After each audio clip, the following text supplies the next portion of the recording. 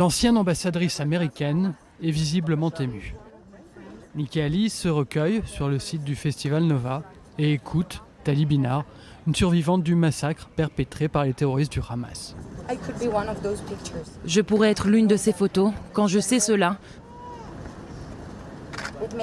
quand je comprends cela, cela m'aide à réaliser que cela ne tenait vraiment qu'à peu de choses de survivre à ce qu'il s'est passé ici. Accompagnée du maire de Sderot et de Danny Danon, ancien ambassadeur d'Israël aux Nations Unies, Nikki Haley a un message pour les Israéliens.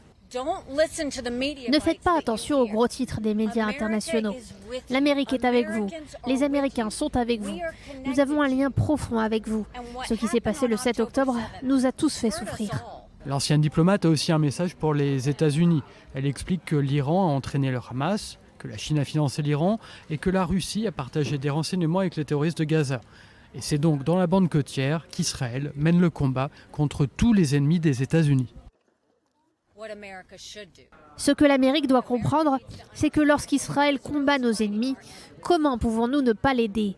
Le meilleur moyen de ne pas aider Israël est de ne pas lui fournir d'armes. Le meilleur moyen de ne pas aider Israël est de faire l'éloge de la CPI ou de la CIJ ou de tous ceux qui condamnent Israël au lieu de condamner ce qui s'est passé. Nikki Haley, patriote, estime qu'en déplacement en dehors des États-Unis, elle doit garder une certaine réserve quant à l'actuel locataire de la Maison-Blanche. Cela ne l'empêche pas cependant d'avoir sa vision de la relation entre Jérusalem et Washington. L'Amérique doit faire tout ce dont Israël a besoin et cesser de lui dire comment mener cette guerre. Tant que vous ne l'avez pas vécue, vous ne pouvez pas dire comment la mener. Soit vous êtes un ami, soit vous ne l'êtes pas. Israël n'a pas besoin que nous lui disions quoi faire.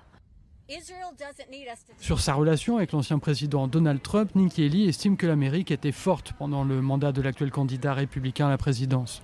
L'ancien diplomate, arrivé deuxième dans la course à l'investiture républicaine, a déclaré la semaine dernière qu'elle voterait pour Donald Trump.